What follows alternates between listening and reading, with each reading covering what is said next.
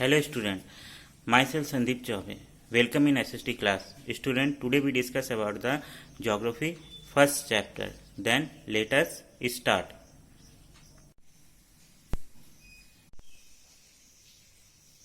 Hello student, in the last class we discussed about the natural resources यानी type of natural resources. आज हम लोग देखेंगे human resource and human made resources. यहाँ दे रहा है human made resources. Human made resources, a human made resources is a resources that has been created by humans. Natural substance become resources only when human being change their original form with the help of their knowledge and technology. कहने का मतलब human resource वो resources होता है जो कि human के द्वारा यानी हम इंसानों के द्वारा बनाया जाता है. इंसान जब प्राकृतिक चीज़ें जो नेचुरल चीज़ें हमको जब मिलता है उससे को दूसरे चीज़ों में यूजफुल चीज़ों में चेंज कर देता है अपने टेक्नोलॉजी के थ्रू, उसको हम लोग ह्यूमन रिसोर्स कहते हैं. जैसे एग्जाम्पल यहाँ दे रहा है. For example iron ore in its natural form was not a resource. Still human learned to extract iron from it and used it in industries, dam, bridge, etc. कहने का मतलब आयरन ओर यानी जो लोहा होता है, जो रॉ आयरन्स होते हैं, वो तब तक एक पत्थर का टुकड़ा ही था जब तक कि इंसान ने उसको जमीन से निकाला नहीं और उसको अपना टेक्नोलॉजी के थ्रू उसमें स्टील में नहीं चेंज किया और उसको डिफरेंट चीज़ों में जैसे इंडस्ट्री, डैम्स, बिल्डिंग्स, ब्रिज बनाने में यूज नहीं किया. तब जाके वो क्या हुआ, आयरन आपका एक ह्यूमन रिसोर्सेस हुआ. जैसे एग्जाम्पल में दे रहे हैं अदर एग्जाम्पल जैसे like factories, hospital, school, roads, ETC. यानी इंसान के द्वारा बनाए गए वो सभी चीजें ह्यूमन रिसोर्स में आ जाते हैं. Next topic student, human resources. यानी हम इंसानों की बात करते हैं. हम इंसान भी एक रिसोर्स के रूप में यूज होते हैं. जैसे कि दे रहा है human beings are the most important resources. Human beings with their skill and technology and hard work harness the natural resources. Economic prosperity of a country depend on how the available resources are harnessed by human beings. कहने का मतलब हम जो इंसान भी है वो most important resources होते हैं अमॉन्ग द ऑल रिसोर्सेज. यदि ह्यूमन बींग्स डेवलप नहीं होंगे तो अदर रिसोर्सेज भी डेवलप नहीं होंगे, ना ही कंट्री का डेवलपमेंट होगा. Next topic student, conservation of resources. Conservation of resources means हमारे जो रिसोर्सेज है उसको सेव करना भी एक मोस्ट इंपॉर्टेंट चैलेंज है, क्योंकि ये रिसोर्सेज क्या है, लिमिटेड है. और यदि इसको हम सेव नहीं किए तो रिसोर्सेज खत्म हो जाएंगे और तब फ्यूचर में हमको प्रॉब्लम होगी. इसलिए रिसोर्सेज को सेव करना मोस्ट इंपॉर्टेंट है. जैसे दे रहा है यहाँ, all resources should be used very carefully and using the resources we must given them time to be renewed.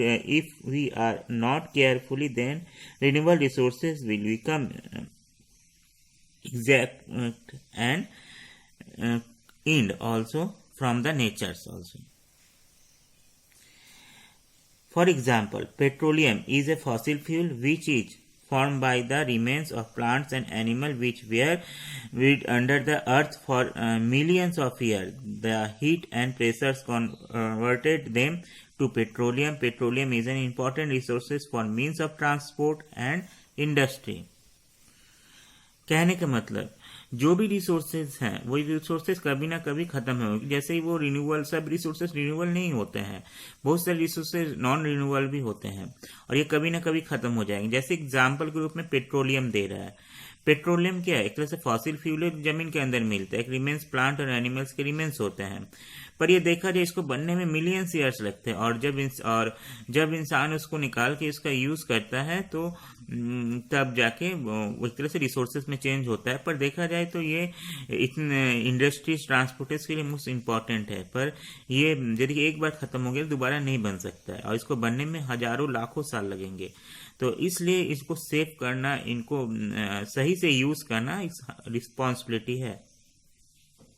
That's why globally use the sustainable development theory. Sustainable development क्या होता है, इसको हम लोग देखते हैं. Sustainable development is development that meets the need of present without compromising the ability of future generation to meet their own needs. In other words, it means careful utilization of resources so that we use them at present and saving it for the future. यानी sustainable development वो development होता है जिसमें कि हम present time में यानी मौजूदा समय में अपने जो भी जरूरतें हैं उसको पूरा करें, रिसोर्सेज का यूज तो करें पर साथ साथ अपने फ्यूचर जनरेशन के लिए भी सेव करें। यानी जो भी रिसोर्सेज है उसको फ्यूचर जनरेशन के सेव करते हुए अपने जो प्रेजेंट टाइम में डेवलपमेंट को कंप्लीट करें या उसको आगे बढ़ाएं। और इस तरीके से देखेंगे हम अपना तो समय अच्छे से बिता प्रेजेंट टाइम तो अच्छे से बिताएंगे, अपना डेवलपमेंट करेंगे, साथ साथ अपने जो फ्यूचर जनरेशन है उसके लिए भी हम अपने रिसोर्सेज को बचा के रखेंगे। इस मेथड या इस थ्योरी को हम लोग सस्टेनेबल डेवलपमेंट कहते हैं और ये इंपॉर्टेंट भी है। क्यों? क्योंकि हमें अपने फ्यूचर को भी सिक्योर करना है। फॉर सस्टेनेबल डेवलपमेंट के लिए हम लोगों ने 3 मेथड को अपनाया है। ये मेथड है रिड्यूस, रिसाइकल एंड रीयूज। जैसे रिड्यूस का मतलब होता है यहाँ पर to reduce the consumption of petroleum we can car pool to go to office और स्कूल।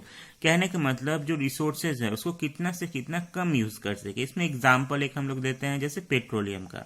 जब हम लोग ऑफिस जाते हैं या स्कूल जाते हैं तो अपने अपने कार बाइक से भी जाते हैं, तो उसकी जगह क्यों ना हम लोग पब्लिक ट्रांसपोर्ट का यूज करें।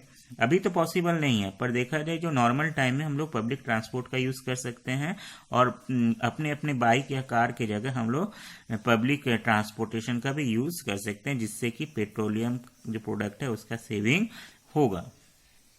फिर दे रहा है रिसाइकल।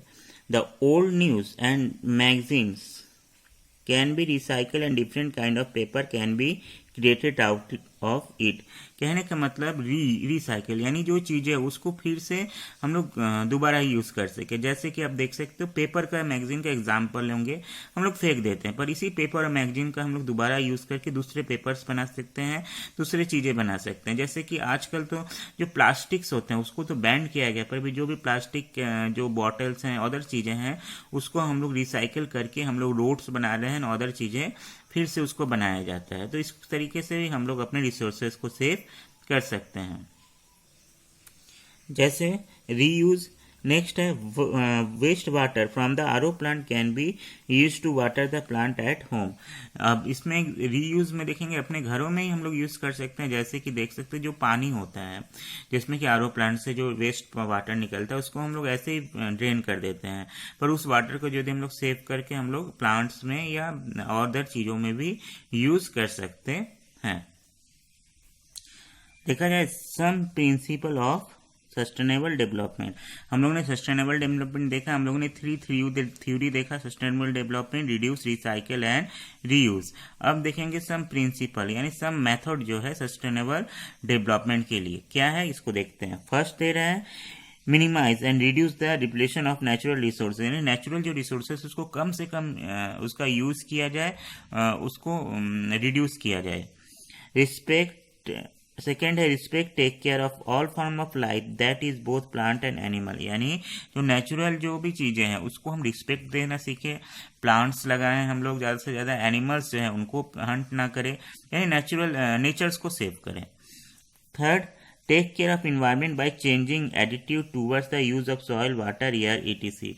और साथ साथ हम लोग वाटर, सॉइल, एयर यानी जो भी नेचुरल रिसोर्सेज हैं, जो भी नेचुरल चीज़ें हैं उनको सेफ करें, उनको हम लोग डैमेज ना करें यानी पॉल्यूट ना करें।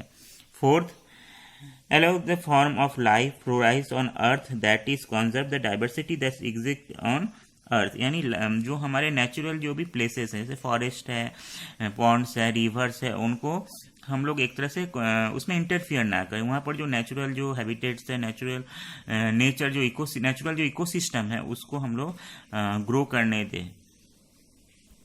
And fifth, minimize the damage to natural environment system and ecosystem to the sustain of their own. In fact, we should take care and not disturb the existing ecosystem nature which have development over centuries. यानी जो natural जो system है, natural ecosystem है, उसको हम लोग damage ना करें और उसको अपने आप ही ग्रो करने दे।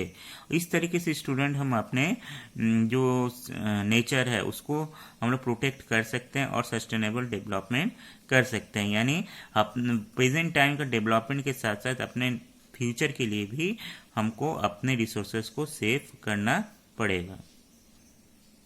तो student, in this chapter we discuss about the types of resources, यानी हम लोगों ने रिसोर्सेज क्या है उसके डिफिनेशन को देखा, साथ साथ हम लोग देखा importance of resources and types of resources. Type of resources में हम लोगों ने देखा है natural resources, human made resources and human resources. हम लोग इस तरीके से उसके कंजर्वेशन को देखा, सस्टेनेबल डेवलपमेंट को देखा। अब हम लोग स्टूडेंट क्वेश्चन आंसर कंप्लीट करेंगे। Student, I hope so the exercise आप लोग का कंप्लीट हुआ होगा। जिनका नहीं कंप्लीट हुआ है, filling the blanks, references, match the column, इसको कंप्लीट कीजिए आप लोग। आज मैं आप लोग को ये जो वेरी शॉर्ट क्वेश्चन आंसर है 6 to 12, इसको कंप्लीट करके आप लोग सबमिट कीजिएगा। Then thank you.